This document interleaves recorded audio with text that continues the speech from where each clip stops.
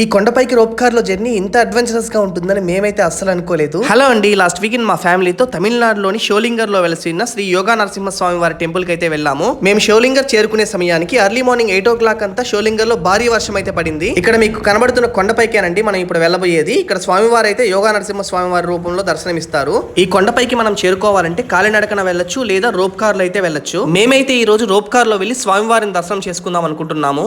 Morning 8 o'clock అంతా చూడండి ఎంత మంది భక్తులు అయితే వెయిట్ చేస్తున్నారో రోప్ కార్ లో అయితే వెళ్ళడానికి. ఈ రోప్ కార్ లో వెళ్ళడానికి దాదాపు 4 గంటల సేపు మేమైతే ఈ క్యూ లైన్ లోనే ఉన్నాము. చాలా సేపు వెయిట్ చేసిన తర్వాత మమ్మల్ని టికెట్ తీసుకోవడానికి లోపలికి అయితే అలో చేశారు. ఈ రోప్ కార్ లో వెళ్ళడానికి ఒక పర్సన్ కి అప్ అండ్ డౌన్ 100 రూపీస్ అయితే చార్జ్ చేస్తున్నారు. 4 రోప్ కార్లు అయితే కొండ కిందకు వస్తుంటే 4 రోప్ కార్లు అయితే పైకి అయితే వెళ్తుంటాయి. ఒక రోప్ కార్ లో కేవలం 4 ప్యాసింజర్లు మాత్రమే అలో చేస్తారు. బహుశా మన తెలుగు రాష్ట్రాల్లో షోలింగర్ కొండ గురించి చాలా తక్కువ మందికే తెలిసి ఉండొచ్చు. మా చిత్తూరు నుంచి కేవలం 35 కిలోమీటర్స్ డిస్టెన్స్ లోనే ఈ షోలింగర్ కొండ అయితే ఉంటుంది. మా నాన్న అయితే దాదాపు 15 years ఈ షోలింగర్ లోనే బస్ కండక్టర్ గా అయితే వర్క్ చేశాడు. కానీ ఒక్కసారి కూడా కొండపైకి వెళ్ళలేదంట. మేమంతా చాలా ఎక్సైటెడ్ గా ఉన్నాము, ఎందుకంటే మాకు ఫస్ట్ రోప్ కార్ జర్నీ ఇది. ఈ రోప్ కార్ కొద్దిగా ముందుకు కదిలేసరికి మా పిల్లలు అయితే చాలా హ్యాపీగా అయితే ఫీల్ అయ్యారు.